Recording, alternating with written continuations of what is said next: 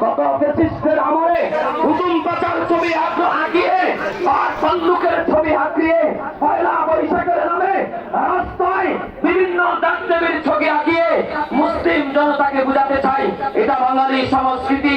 আমাদের এক নাস্তিক উপদেষ্টা ফারুকি ঘোষণা দিয়েছে আগামীর পয়লা বৈশাখে আমাদের ভাই শহীদ আবু সাইদের মূর্তি দিয়ে পয়লা বৈশাখ উদযাপন করবে।